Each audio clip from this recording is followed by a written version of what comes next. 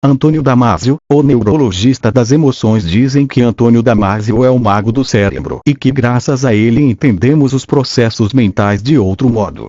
Professor de neurociência, neurologia e psicologia na Universidade do Sul da Califórnia e ganhador do Prêmio Príncipe de Astúrias de 2005, seu estudo sobre as emoções e os mecanismos da consciência fazem dele uma figura de referência indiscutível. É bem possível que o nome dele não só é estranho, que o admiremos há anos ou que tenhamos visto algum de seus livros por casualidade. Uma de suas publicações mais conhecidas, intitulada E o Cérebro Criou o Homem, supõe um tremendo desafio a muitas das ideias gerais que se possa ter sobre esse órgão fascinante. Assim, o cérebro, longe de ser um mistério para Antônio Damasio, é uma entidade bem definida que vai sendo decifrada pouco a pouco, revelando o ótimo trabalho realizado por este excelente cientista e grande divulgador. Entender a diferença entre as emoções e os sentimentos removeu a barreira para poder investigar a natureza dos afetos. Antônio Damasio, por outro lado, existem pessoas que dizem que Damasio, mais do que um neurocientista, é acima de tudo um neurofilósofo. Nos seus livros, nós descobrimos o cérebro como uma entidade onde não somente reside a nossa individualidade, nossos mundos emocionais, éticos ou morais. Nele está inscrita a própria sociedade e nossa essência como humanidade. Também existe um aspecto essencial que se repete em grande parte de sua obra. Somente quando pudermos conhecer de forma mais profunda o funcionamento do cérebro, nós conseguiremos ser mais felizes.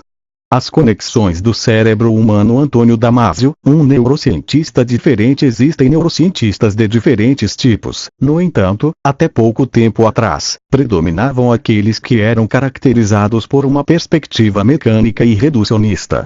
Foram eles que diziam, por exemplo, que nossos pensamentos, reflexões e decisões do dia a dia eram o mero resultado de uma simples conexão de um conjunto de neurônios concretos em uma área específica do cérebro.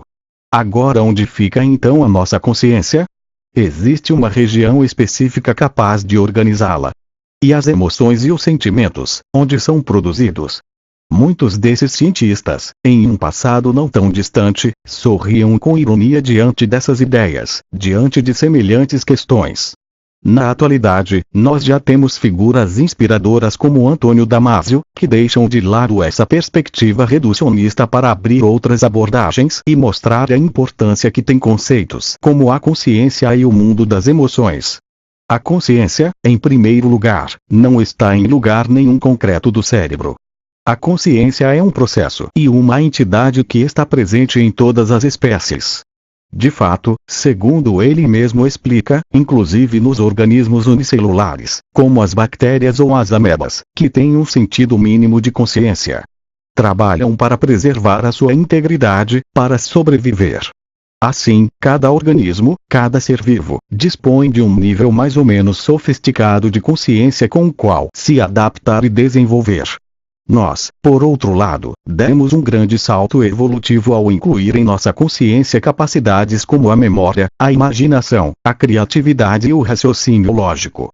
Mulher apreciando o sol por trás das nuvens. Antônio Damasio. O mundo das emoções e os sentimentos. Falar de Antônio Damasio é falar também de Ana Damasio, sua esposa e também neurologista, com quem trabalha lado a lado no trabalho de pesquisa e em seu propósito de aproximar suas descobertas ao grande público. Graças às suas pesquisas com diversos pacientes, o casal Damasio conseguiu reunir vários dados que serviram para formular importantes hipóteses. Uma delas é que as emoções, na realidade, são um conjunto de respostas químicas e neuronais que formam um padrão distintivo. Antônio Damasio definiu como marcador somático. Com este termo ele se refere ao fato de que todos nós temos uma marca emocional que nos faz reagir, que nos influencia na hora de mostrar certas condutas ou realizar um determinado tipo de decisões e não outros. Além do mais, segundo este neurocientista, as emoções precedem os sentimentos. Se temos um exemplo, nós estamos caminhando pela rua e de repente ouvimos um grito. Aquilo que experimentamos naquele instante é uma reação física. O coração acelera, ficamos paralisados, as pupilas se dilatam e naquele instante sentimos uma sensação de inquietude, de medo, etc. As emoções, para Damásio, pertencem ao corpo, desencadeando uma série de alterações químicas e orgânicas determinadas. Depois das emoções chegam os sentimentos, os quais já têm uma relação mais profunda com os pensamentos. As emoções e os sentimentos não são um luxo, são a maneira de comunicar nossos estados mentais às outras pessoas. Mas também são um roteiro para poder tomar decisões. Antônio Damásio, Neurologia das Emoções. Antônio Damásio considera que é fundamental aprender a conceber que as emoções e os sentimentos são duas coisas diferentes e que as primeiras precedem as segundas. Pensemos, por exemplo, no estresse, nas emoções negativas que nos torturam, no mal-estar físico que provocam. Começamos a ter pensamentos bastante pessimistas e menos flexíveis, deixamos de ver as saídas para os problemas do dia a dia, etc. Assim, um dos nossos propósitos deveria ser, acima de tudo, cultivar emoções positivas, recordando o clássico provérbio de estar bem para pensar melhor. Porém, algo assim requer, sem dúvida, facilitar que nosso organismo se sinta bem, a salvo de riscos, físicos ou psíquicos, que se sinta tranquilo, em harmonia. Isso é algo que todos podemos experimentar, por exemplo, ao praticar a meditação ou a relaxação. Um corpo em calma se traduz também em uma mente relaxada, uma mente tranquila e concentrada, que pensa e decide melhor.